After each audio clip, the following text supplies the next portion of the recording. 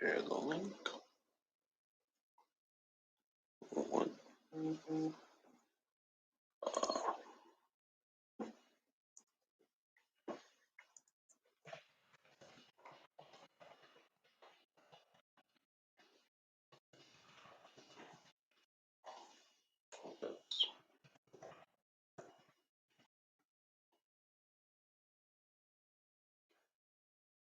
Live streams are up.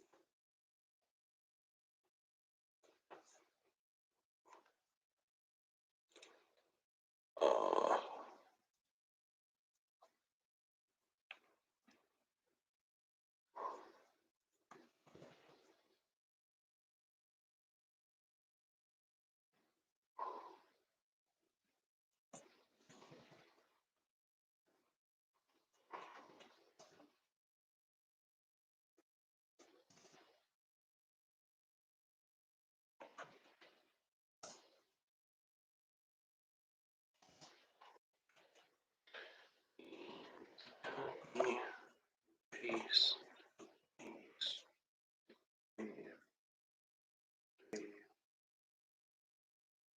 That's in, that's in, that's in, that's in.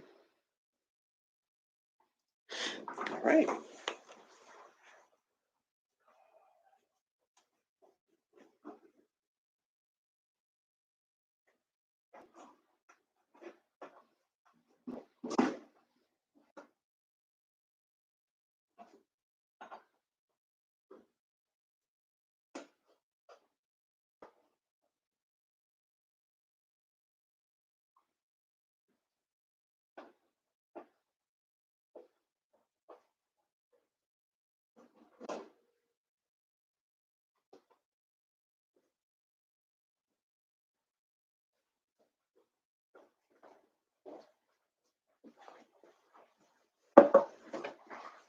Hello, everybody.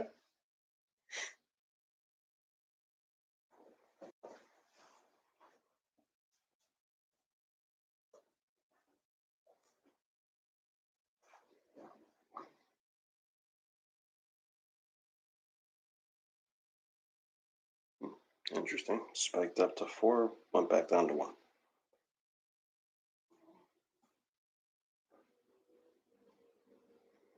Hi, Keith.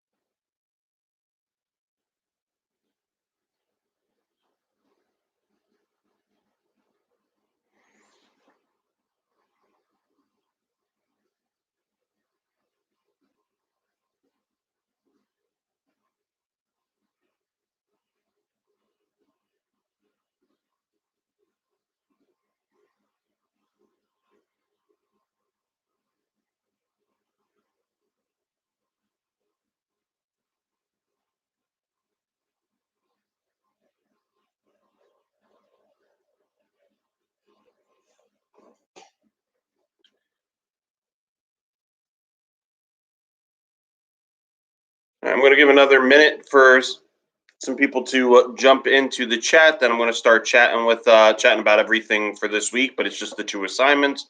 So we'll go over the paper again, the poster again, whatever questions you might have. A couple final thoughts for psychology. So everything for there will be something that I've talked about in previous live streams at some point. And that'll be our plan for today.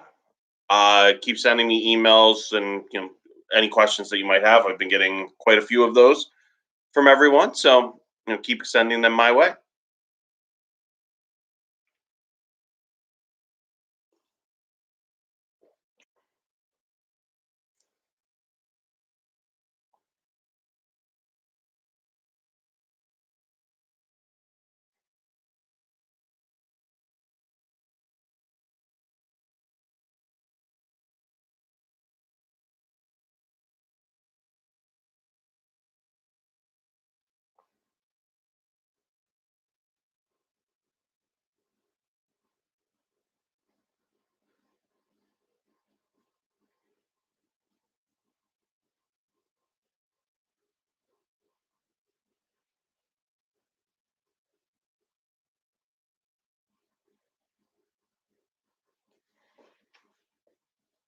Hi, Kaylee.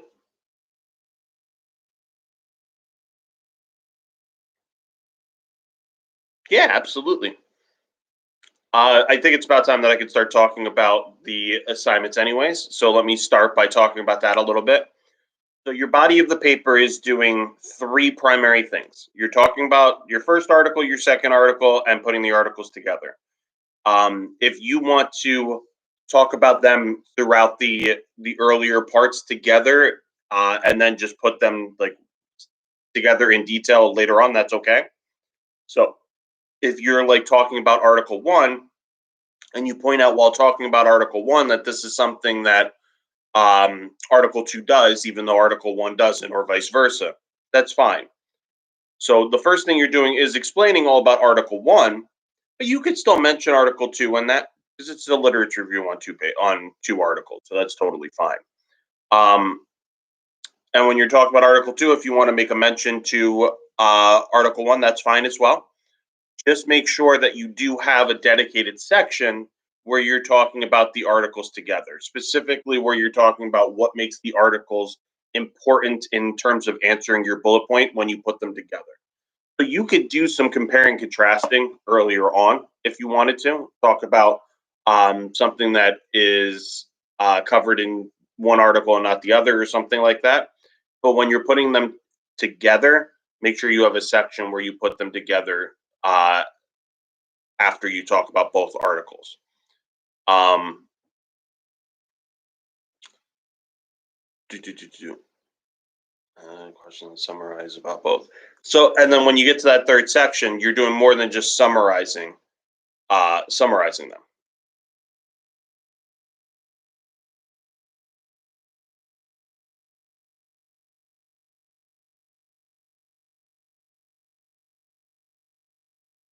Oh, so maybe I misunderstood your question a little bit. So that sounds like what you said now is sounds exactly like what is on the instructions for it. You talk about Article One, then you talk about Article Two, and then you talk about them together. So you could do them just all about Article One, all about Article Two, and then putting them together. That's what I think most people will do. You can mention the second article when you're talking about Article One. You can compare like an important point of something's missing in it. You can say mention that if you would like to Article Two for sure, but make sure you have a dedicated section that this part is important. Make sure you have a dedicated section that talks about what makes the articles important together. So that section is going to have comparing and contrasting. It's going to have putting them together in the summary of both of them, what they covered together. Article One inevitably is going to be missing certain piece of information that's in Article Two, and vice versa. Some you're kind of summarizing them together. You're comparing and contrasting them, but specifically, what's really important, make sure you talk about them together and why they're important to answering your bullet point that you started with together.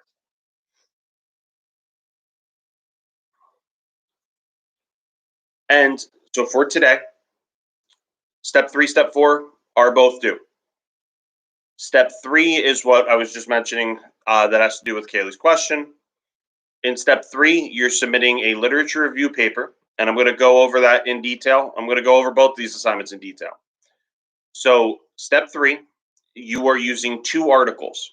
So that was a common question that I got this throughout the weekend was not realizing that this is the one that's using 2 articles. So from all the way back at the beginning of the semester when we were in the library for that one class, you should have had 2 articles. Now, I understand a lot of you didn't find 2 articles during the library session, but as we talked about when we left off, that became up to you to find a second article. That second article that you found, if you haven't found it yet, you're way behind. Make sure you're finding that like in the next hour. But you have to find it using Psych info. I'll get to the poster in a little bit. You have to use Psych info to find that article. You find something within the last 5 years, ideally, something that's peer reviewed, just like we did in the library session. You read the article, and your final paper is using 2 articles. It's in APA format, so you have a template for APA format. That's there. That's the guide that you have. It's basically just the template for APA format.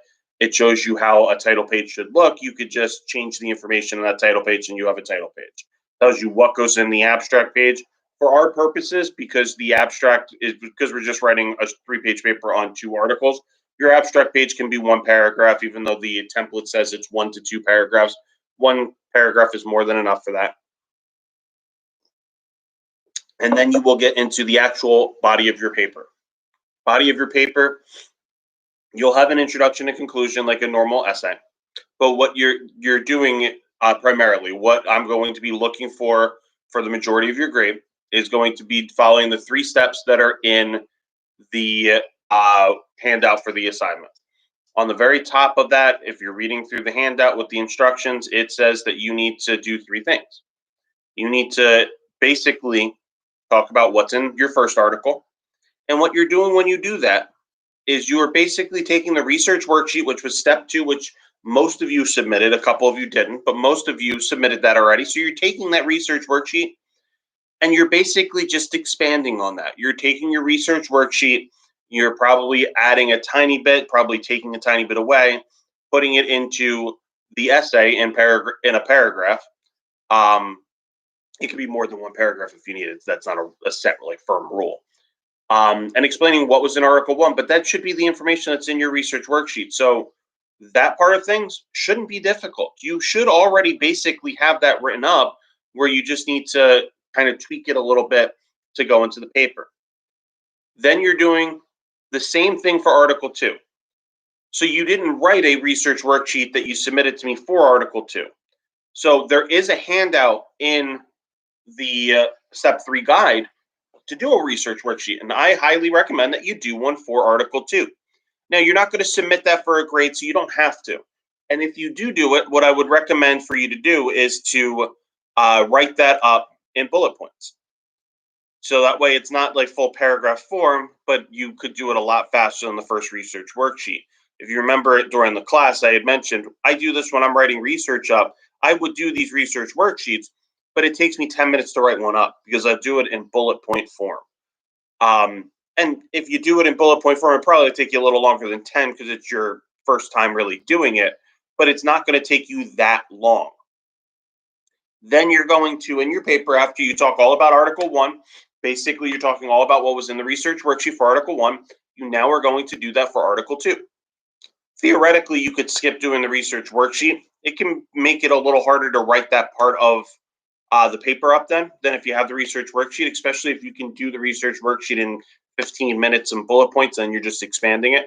That way you get the practice and you're doing the same basic thing as well. So it almost ends up just an outline.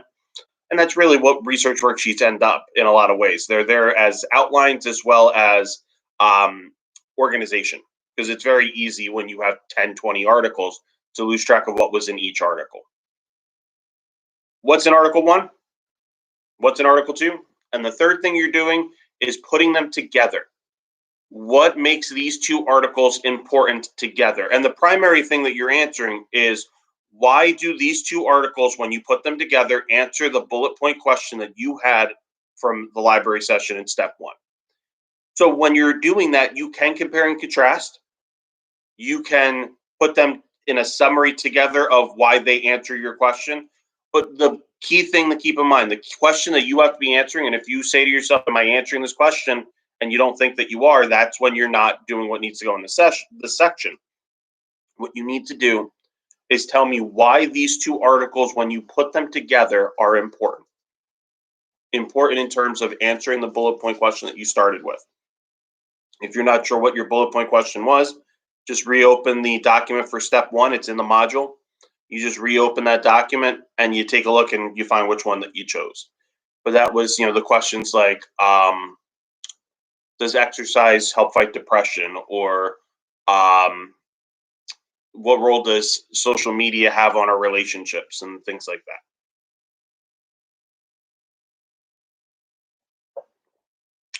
You have a conclusion, you have a reference page. Reference page should be in APA format. You follow the template that's there. And for the vast majority of you all, when you were finding these articles on Psych Info, you hit the button that said Cite This, you clicked APA, you have it in APA format. The one thing that you have to be careful to add into this paper are your in-text citations. You will not do well on this paper without in-text citations. Rose, I've been grading them a few yesterday. I'm going to get to some of them today, some of them tomorrow, some of them probably on Wednesday. So probably on Wednesday, I might be able to finish them tomorrow. But some people already see grades up. They're just going up a little bit at a time. Next couple of days. Wednesday at the latest, though, we'll have all of them up. Make sure you do in-text citations for this. In the template that you have, in the guide that you have, it will explain how to do an in-text citation. It is really important to make sure you have in-text citations. And I say it this way because this is something that you should have in every paper that you will write in college, in any class. Every paper that you write in college should have in-text citations if you're using research in that paper. And I say it this way because it's also something that I know some people come in and aren't sure how to do it, have never done it before. Now, the vast majority of you will come into this class and have done it before, because in research papers in high school, you were made to do it. But there probably are a few, because from my experience with Intro to Psychology, there usually is maybe somewhere between 10 and 20% of the class that had never done that before. That is really important when you're writing college level writing, when you're doing research, is that you're using in-text citations. It is incredibly important because otherwise you're not giving credit to the source. And that can be plagiarism. So that could be a very big issue. So make sure that you put in that effort to make sure you're doing the in-text citation. The guide gives you 3 different ways that you can do it. I really recommend only using the simple first way to do it until you're really good with your writing and you feel really comfortable with how you're writing about research. It is so much easier to just put all of the information at the end of the sentence in the parentheses. That'll be the first example.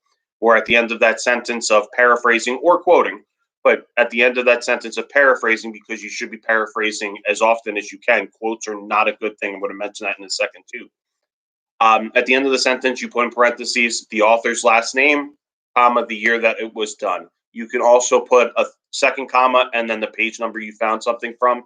If you were finding it from a large journal or a textbook or something like that, that's now considered, that's now allowed to do in there.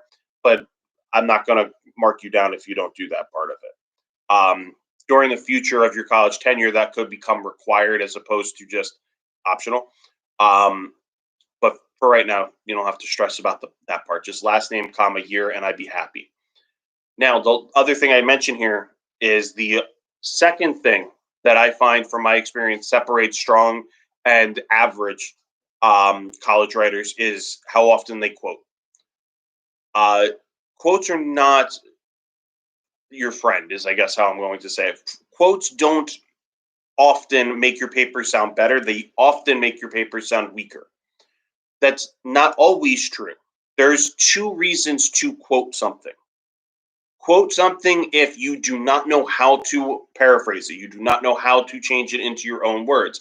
And that's really the reason that it separates great and average writers, is great writers are just stronger at putting things into their own words. And average is, as you're starting off with college level writing, it could be a little harder. So if you can't figure out how to put something into your own words, you can quote something. But where a quote really should be used, and the one time that you really should be using it is when the words themselves are really important. When the order of the words or the message of the words specifically have significance. So, a famous quote that people commonly quote.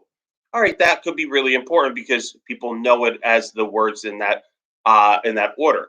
But something that you read in an article, if you can paraphrase it, you usually will want to paraphrase it. I always say this to my intro to psychology classes. If you have more than 3 quotes in your paper, you have too many. Realistically, one is probably the most that you should have. But because a lot of you, this is your early work on college level writing, I would say if you have more than 3, you are just quoting too much. So those are the 2 big messages I have: in-text citations, and try to minimize how often you quote things. And did I mention I think that's everything for the paper that's due today.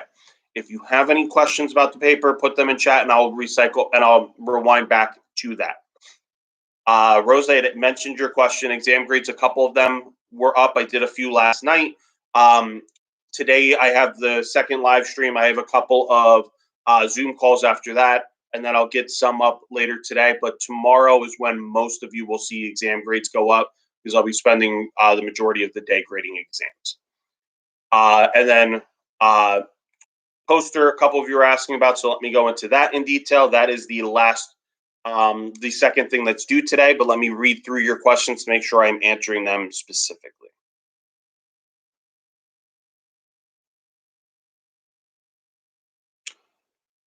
Okay, so just what goes into the poster. In the module, make sure you load up step 4. So there are examples in step 4. So that's why it's really important that you have that open in another tab. Otherwise, you might not understand exactly what goes into the poster, because it's going to be easier if you see an example of what goes into it as I explain what goes into it. So starting off, very beginning of the poster, you can do the poster one of 2 ways. And I want to take a moment to talk about the Prezi way, because I've gotten a bunch of emails with some questions about using Prezi. So let me take a moment about how to use Prezi as well, and then I'll get into the poster. So if you're doing a physical poster board, I think that's more straightforward. It's just on a poster board, even though the assignment calls for you to use a trifold one, since we're doing this from home and you're just posting pictures, a regular poster board is fine. Either one, trifold or regular, is fine. After you complete the poster board, all you're going to do is take some pictures of the poster board and upload them to your computer. If you are uploading pictures of your poster, make sure you get pictures of everything from close enough that we can read them. So it's fine if we have to zoom in a little bit, but if you take it from so far back that when you zoom in, it starts to get pixelated, then just take a few more to take them closer. So what I'm saying there is just don't just take one picture of your whole poster board from afar. Take one from afar and then take one a little zoomed into the left side, one a little zoomed into the right side, or something like that. Use your own judgment. Easiest way to upload them, share them to either Flickr or ImageGur, and just share the link on the discussion board, because you're going to submit these on the discussion board. If you don't have one of those services, you can still either embed the pictures onto the discussion board. And if you're tech savvy, that looks fine. That looks really good. But for those who aren't as tech savvy, that's the hardest of all these options to do. So don't try to do that if you're not familiar with how to do it. As a worst case option, just attach the pictures, the file right to the discussion board as an attachment. Now that's the least desired of the 3 options for you to do, because that option involves everyone downloading a file, and people don't want to do that. So if you know how to embed, that's a great option, but have the tech savviness to know how to embed. So that might be less recommended. Just attaching the file is fine. I'm not going to mark you down, but it's definitely less optimal. So that's why I recommend you to just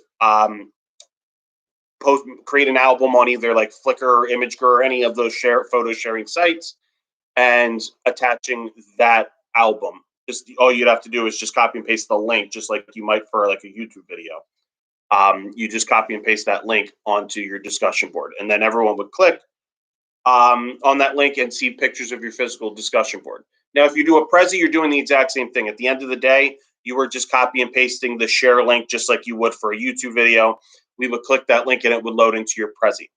But the second way that you could do the poster, if you're not doing it physical, is using Prezi. And I do require, again, you to use Prezi, not PowerPoint or Google Slides. I require that because the templates that they give you, they mimic a poster better than a Prezi, than a PowerPoint or Google Slides, where it's a slideshow. These, you can have a template that basically almost looks like a poster board, and then as you click to the next slide, it just zooms in on different sections of the poster board. So it looks really good. But when you are creating an account here, make sure you sign up for the free account. The free account is called their basic account. Don't pay for this. Theoretically, if you were going to use this all the time for other classes, sure, I think it's $3 a month with your student emails for the education package for it. But most of you are probably going to be using this pretty rarely. You might have another class that uses it because it's a fairly popular educational tool, but you're not going to probably have the majority of your classes use this unless you're in certain majors. So I wouldn't recommend to anyone to pay for this. Now, the one issue with this is because I do have the premium account, I can't just screen share how to do it.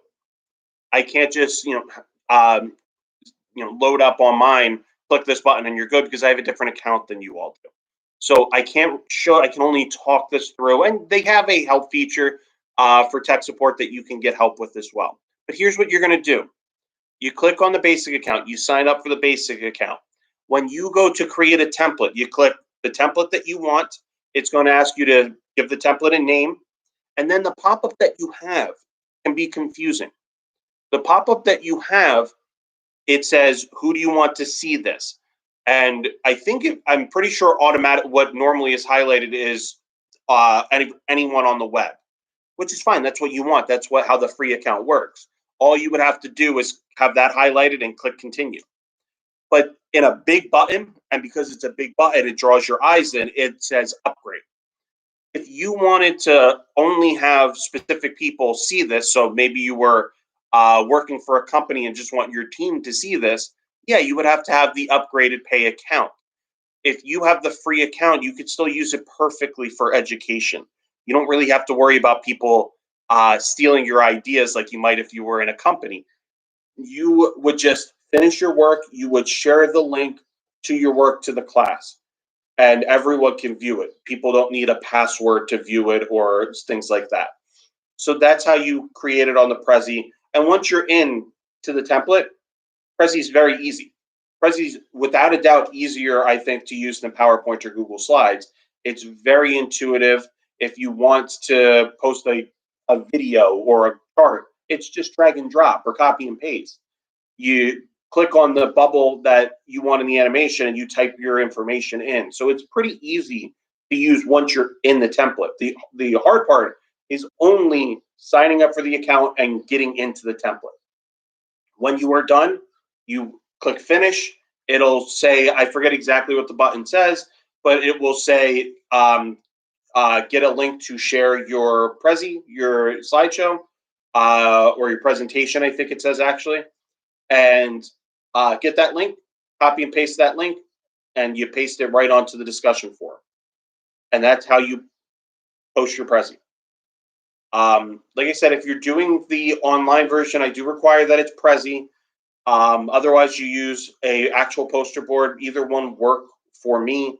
I don't have any rules for that. But when you submit it, it has to be submitted on the discussion board forum. I'm going to post an announcement with a direct link to where you submit the paper and the poster. But the poster will share to a discussion board forum, and it has to be that. I won't accept the poster through email because it has to be submitted on the discussion forum. The whole purpose of this is so other people in the class can look at your poster and they can get some information. Again, we started at the beginning of the semester with the 15 different bullet point choices.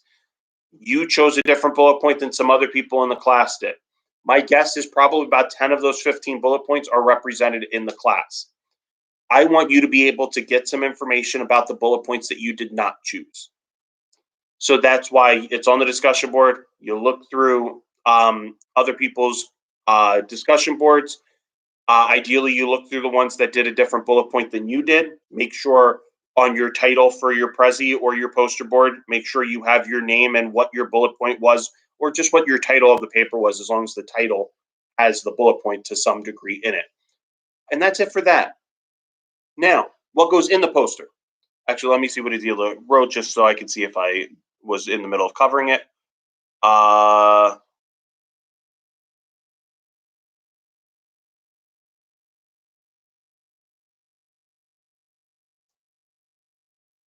All right, I'm talking about the Prezi part of it right now. I'll rewind after I finish to talking about the paper part, just in case I don't really understand your question about the paper.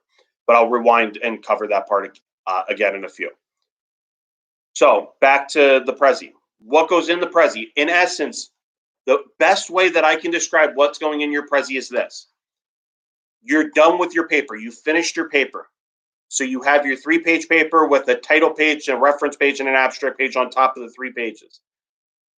Again, just because I didn't mention it before, I recommend to write your abstract after you finish the paper. Now what you want to do is look at your paper, basically. And what goes into the poster, if you were taking the research worksheet, so what step 2 was, and you were now writing a research worksheet using your paper, that's what goes in the poster. So instead of when you wrote your first research worksheet, you took this big article and you broke that article down to the essentials. For your poster, you're going to take your paper. Now, your paper is only 3 pages, so it's not a big paper. But you're going to take your paper and you're going to break it down to the essentials. And those essentials are what goes into your poster.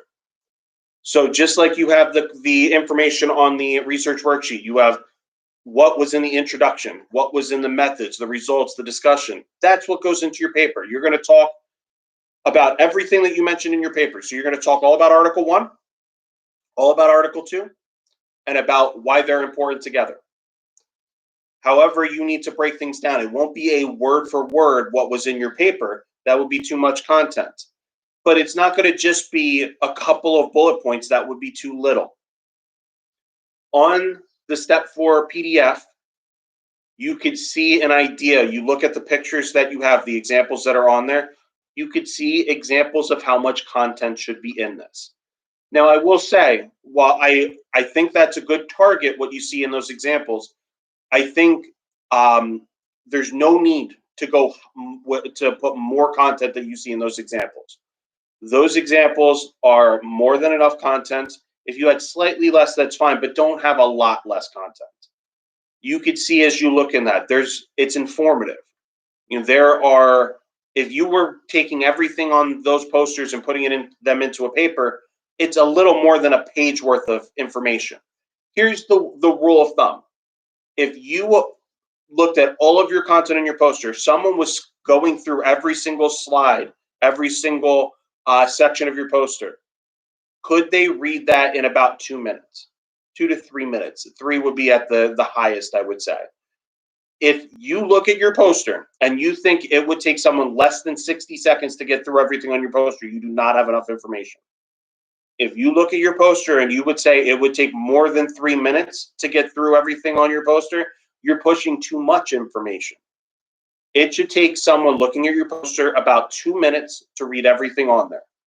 That's basically about a 1-page paper. It would take about 2 minutes to read for the average person. That's how much content should be on there. You should have information about what was in Article 1, what was in Article 2, why they're important together. The what was in Article 1 is going to be the introduction, the methods, results, discussion section of Article 1. Introduction, method, results, discussion section of Article 2. And then why those articles are important together. How you break those down in your poster is completely up to you. You can have, I see very often a slide with the introduction and method of Article 1, results of discussion of Article 1, introduction method of Article 2, results and discussion of Article 2. I also very often see introduction for Article 1 and Article 2 on one bubble.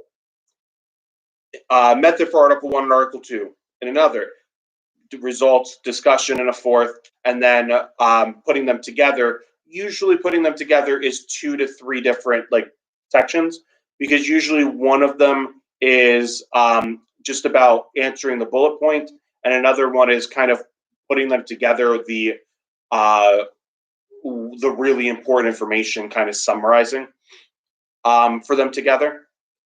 Then you make sure you have a bubble for your name and the title of your paper, and you make sure you have a bubble for your references. Don't forget your references. Please, please, please do not forget your references on your poster. And that's basically what goes into your poster. The easiest way to describe it, like I said, imagine you are looking at your paper that's completed, and now you're doing a research worksheet off of it. So you're breaking it down to the nuts and bolts, to the essential takeaways, what was really important in your paper. You put that on the poster, and then you look at what you put on the poster, and you say to yourself, how long is this going to take someone else in the class to get through the whole thing if they read it? And if your answer to that is less than a minute, and I emphasize that part because I find grades for the posters, 80% of the class gets a 90 or better. And I hope everyone does. Everyone on the poster should get a 90% or better. But the people who end up with less, the 20% that ends up with less, that's usually why they end up with less. It's just not enough content. It's something that someone gets through in 30 to 45 seconds. You needed a little bit more. As long as you take the poster serious, everyone should do well. But I do have to specify something with the poster. The actual poster is due today, but it has something due tomorrow and Wednesday. So let me talk really quickly about that because it's really important. 60% of the poster grade is your poster that you give.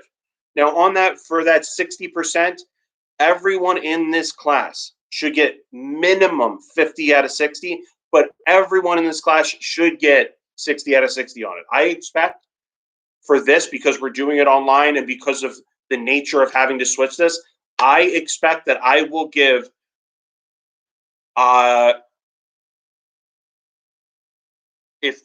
if 30 people submit it in the class, I would hope that I give 60 out of 60 to 25 to 29 of you. I expect that I'll probably have one that doesn't take it seriously enough, that doesn't give enough detail. But I don't want to give anyone for the poster less than 60 out of 60 on that first part. I really don't. I'm trying to grade this easier on you guys because we're doing this online. So it should be even easier to get full points on the poster part of the assignment. I can't stress that part enough. As long as you put enough content, you should get 60 out of 60 for that part. But 60% of your poster grade is what's due today. That's the actual poster. 20% of your poster grade is what you're doing tomorrow. Tomorrow, you have to reply to 2 different people's forums, to 2 different people's posters. And I want you to ask a question to them. I'm going to post an announcement about this, reminding this as well a little later today. That should be should be asking them a question about their poster. We've been doing this for the other discussion board, so you're doing exactly what you've been doing. You should be asking 2 different people a question about their posters. And then on Wednesday, the last 20% of your grade is you just go into your form and you answer the questions that you were asked. That simple. Tomorrow, you're going to go click through some different posters and ask them some questions. So if we're being honest, that part will probably take maybe 20 to 30 minutes between clicking through a lot of them. You basically click through. If you see it's on the same bullet point that you did, go click on another one. So you'll probably be reading through maybe 10 of them. It's going to take you about 20 minutes, and then you're asking a question to 2 of them, probably take about another 10 minutes. On Wednesday, you were just answering the questions that you were asked. Probably it'd take you 10 to 15 minutes, depending on how many questions that you were asked. The only other thing I'm going to ask to everyone, and I'll mention this in the announcement, is try to spread out the questions. If you see that someone's already been asked 3 questions, try to ask the question to a different person's poster. Did I mention everything with the poster then? 60% today on the poster, the actual poster. Tomorrow you're asking questions to 2 different people's forums. And then Wednesday you're answering those questions that you were asked. And that's the 100% on the poster. I think that's everything I need to mention about the poster, but if you have questions about it, put those in chat as well, and I can always rewind to those.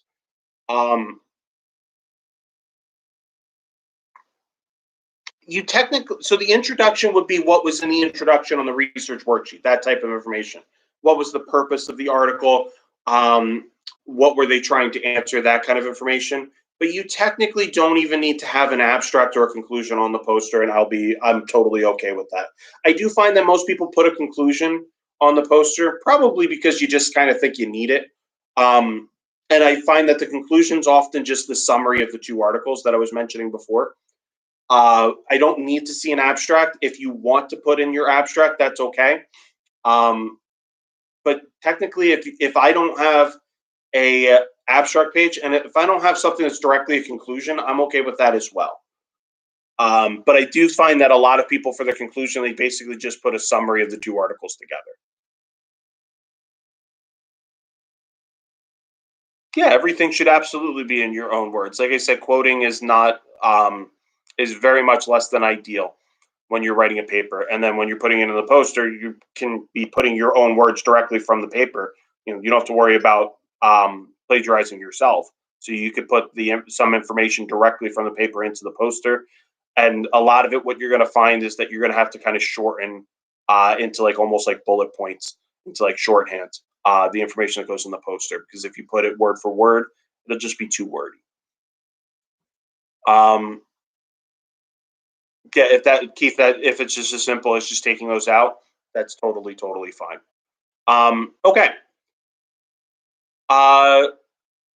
Really quick summary of that. I'm going to answer any questions over the last 20 minutes that we have. I'll answer any questions. I do want to give you guys my final thought for psychology as well. But really quick summary of what is due today.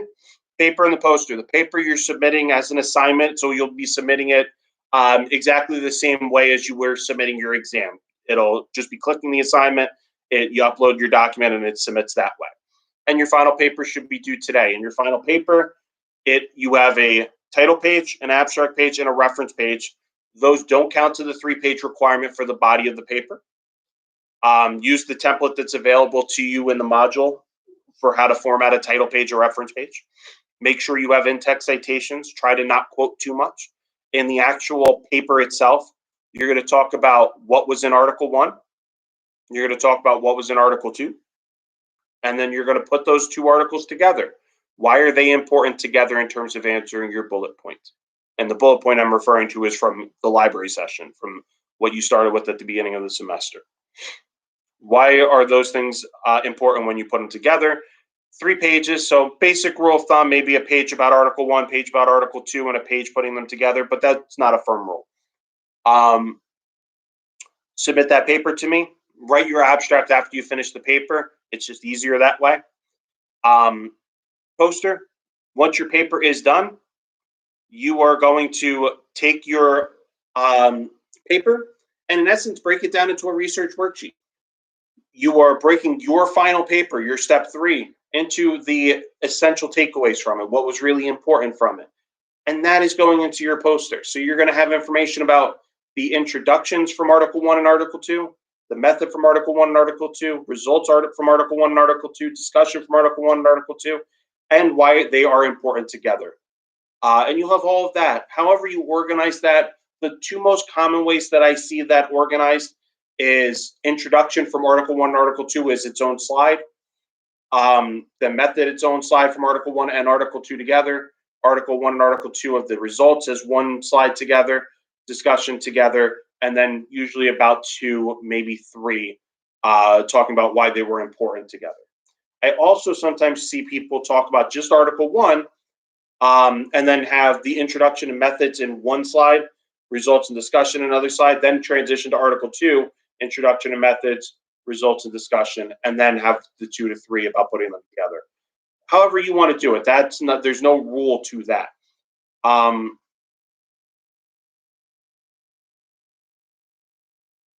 I don't understand what you're asking, Adila. Your reference page is your information about the articles you were doing your research on. And that's what goes into your paper. You have 2 articles, so if you didn't find a second article, like I said, you're so far behind by now. But that has to come from Psych Info. Make sure you read it and break that down, and you have a lot of work ahead of you today if you haven't found a second article.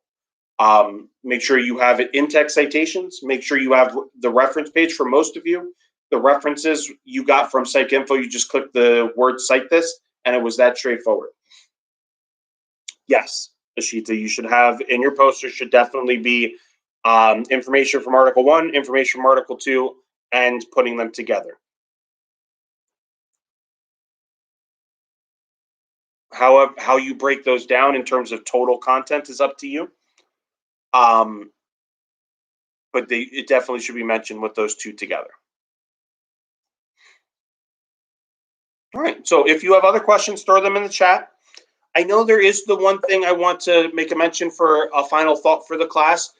Write any questions that you might have still about the paper poster in the chat.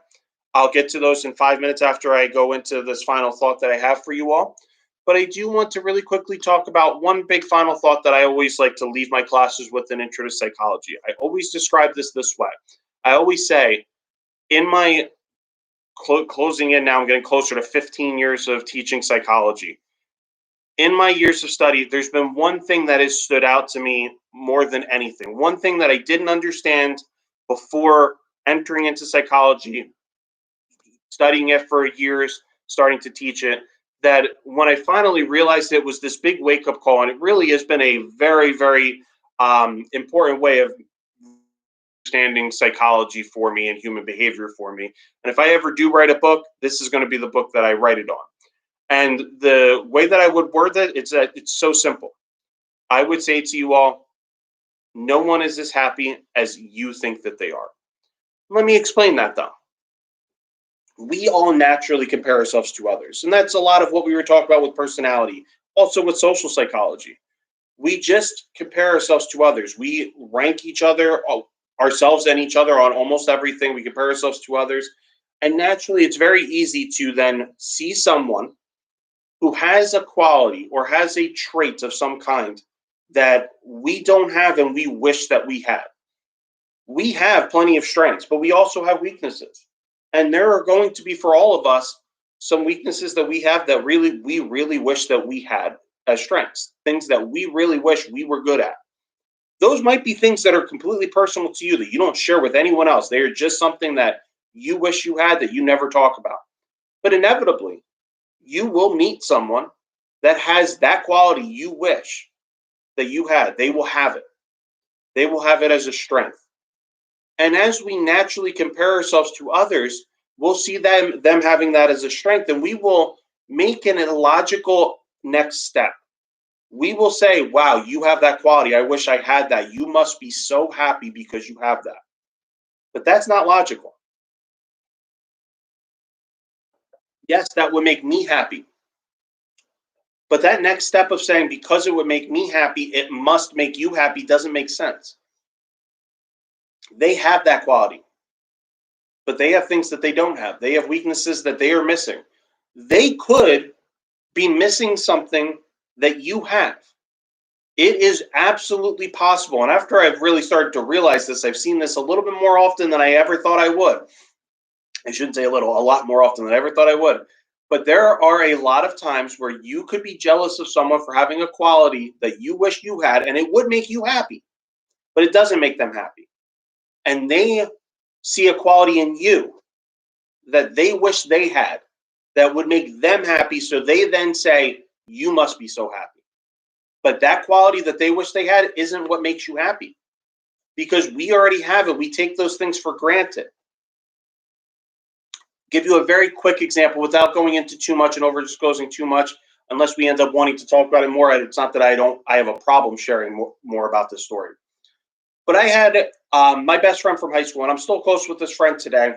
And we were always very competitive. This is someone I was on the football team with. I've talked about being on the football team. We were very competitive people. And we competed about just about everything. Well, we eventually, well after college, this is well after we were in high school, college, we went not to the same college, but we were still friends afterwards. But well after, we ended up really open, just life. happens, naturally over a couple of drinks, you start to have that heart-to-heart conversation.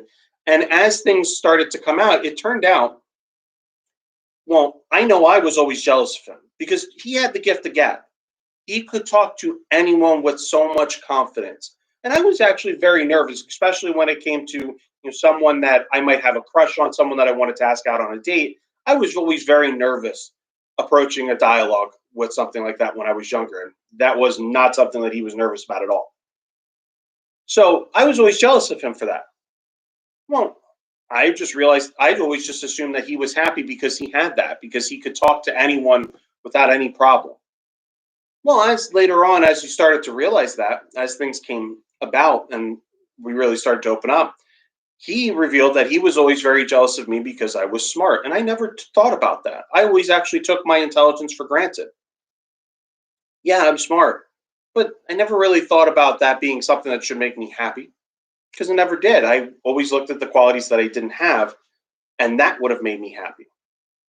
End result of all of this is that we were actually jealous of one another, and it was the cause of so much of our competition with one another. And you don't have to be competitive, you don't have to really be competing for this to apply.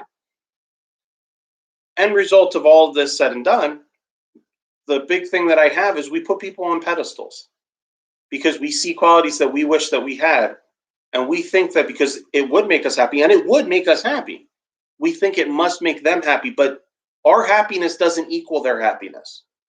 The things that would make us happy do not have to make them happy, and most likely wouldn't, because we also take for granted a lot of the strengths that we all have. Every one of us have strengths, but it's the weaknesses, the things that we wish we had that we long for.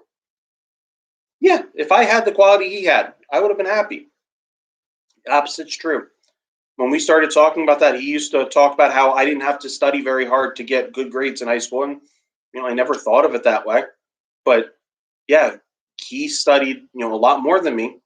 There was many times where I wanted to do something and he was still doing homework or something like that, and he worked really hard to get B's in high school, and never really thought of it until that conversation happened. But I had it lucky in that sense. No, there were things that I didn't have it lucky on that he had that I didn't, and other people had that I didn't. But it's a really important um, wake up call, I think, when it comes to psychology, is to really put that into perspective. So, unless you guys want to talk about any of that more, I just wanted to leave that as one big final thought. That's one of the big takeaways that I have from this class. Where can we put findings in the conclusion? Yeah, you could certainly, and make sure you have a section about talking about why they're important together. But if that transitions into your conclusion, that's fine. Conclusion's restating your thesis and then talking about some of the takeaways, and that should overlap quite a bit, I would think. Okay.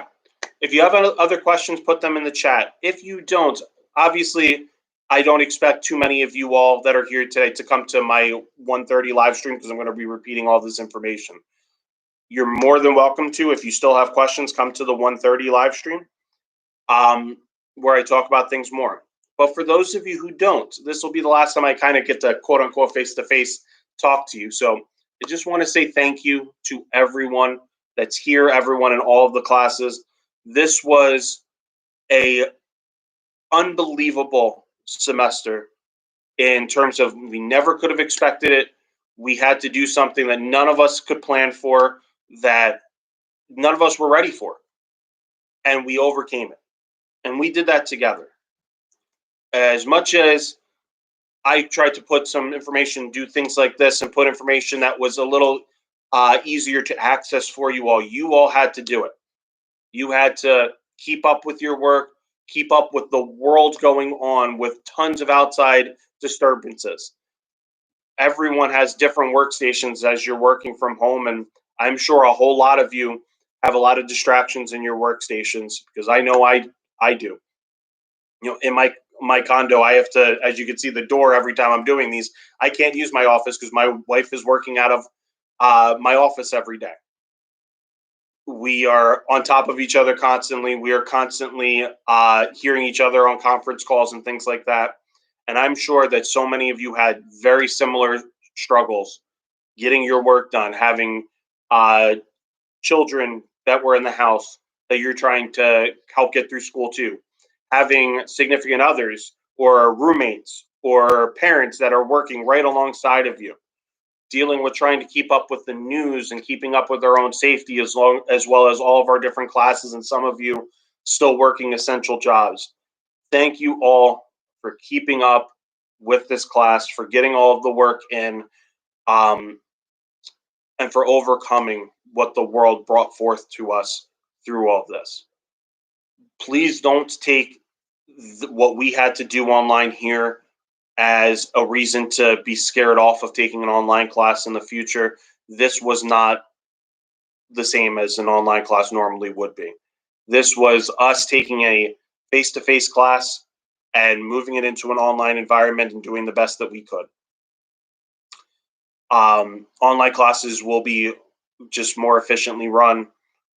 If you struggle with time management, for things this way, all right, maybe then probably shouldn't take a class online in the future. But I don't think very many people would be looking at what we had to do and what you had to do for all of your classes and say, oh, I can't wait to take more online classes. It's probably the other one. It's probably there's so many things that because of the circumstances that we had to do that were less than ideal, that if anything, I think we probably are going to have a lot of students that would never want to take another online class again. I can tell you because I've taught online classes for so long in my life, online classes are not what this was. This took elements from an online class and we did the best that we could. If you saw some positive aspects of an online class for how this was happening, you maybe consider it. But the bottom line is we all did the best that we could. Thank you guys all so much. I appreciate every one of you for doing the best that you could, getting the information submitted, getting quality information submitted,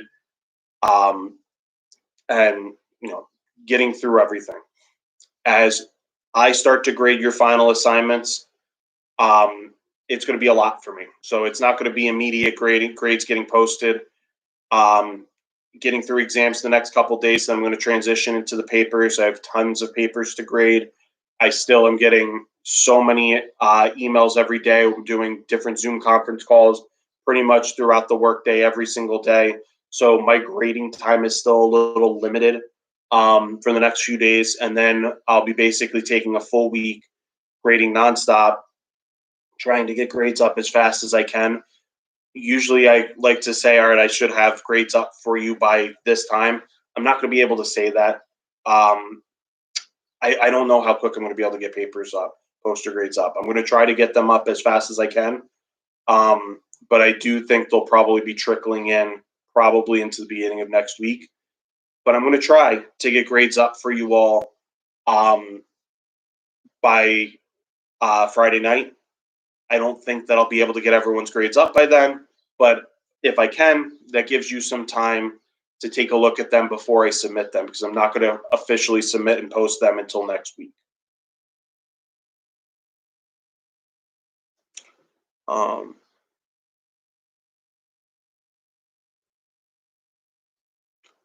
You could have like a chart or a graph if you wanted to scan and print it out, but you shouldn't be doing that a lot. I mean, if you have like just a printout of a paragraph from your article, no, I would not want to see that. That would not look good on the poster. But if there was like a graph or a chart that you wanted to copy and paste over, that would be okay.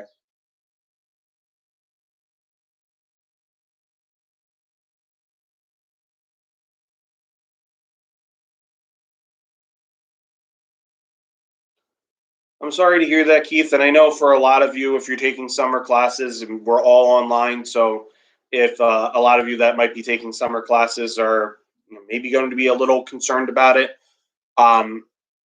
here's what I will say. If you're taking a class online over summer, because it's going to be online from start to finish, it will be a little bit easier because you from this class learned how to use all the technology that Canvas has.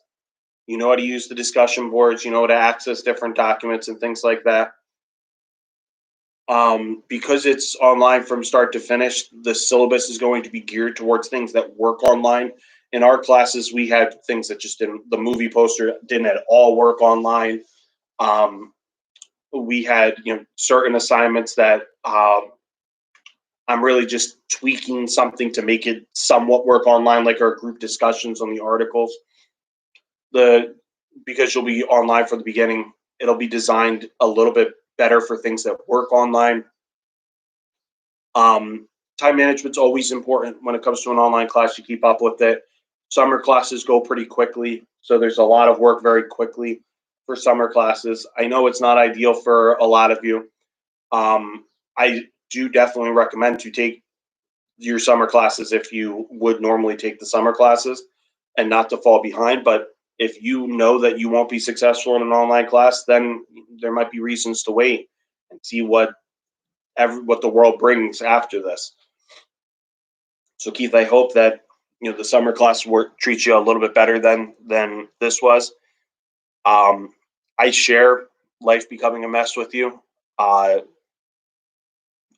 I very strongly share that life became a mess with everything going on with work and school, and then everything going on in the world.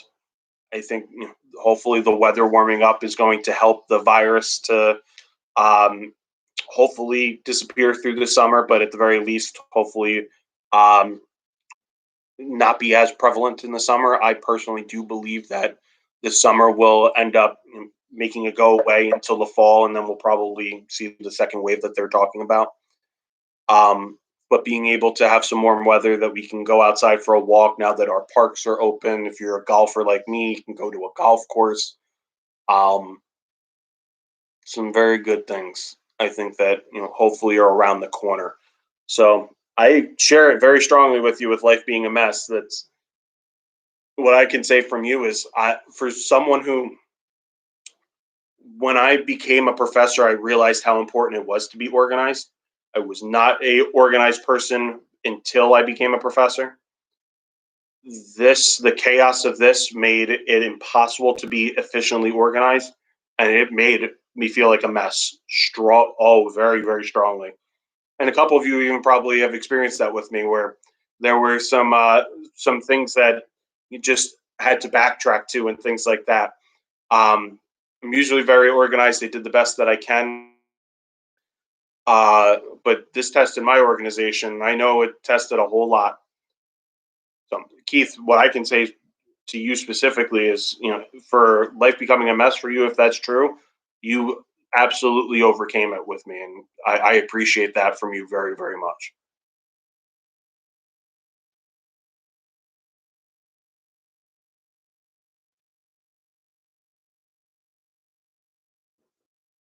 Any of you guys still have any questions or anything? Otherwise, I think it might be about lunchtime, and then I'm going to be back. I'm going to be back at 1:30 talking about everything some more. Like I had mentioned earlier, for those who might have missed it, I will be getting some grades up for exams later tonight. Most of you will see them tomorrow because I have a very busy day until after 5 o'clock to really be able to start grading them. But at about 4 o'clock, when I start grading them, you'll see some go up today, but you'll definitely see most go up tomorrow.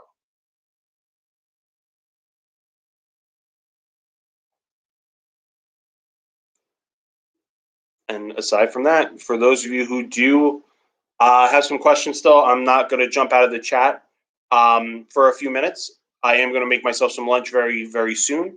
But come on back at 1:30. We'll chat about assignments some more.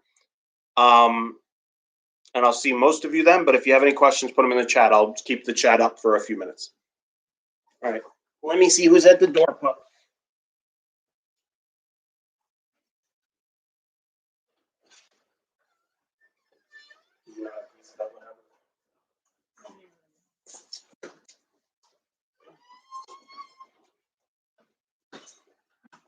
I didn't hear the knock, so I actually thought it was just a pamphlet on the door handle.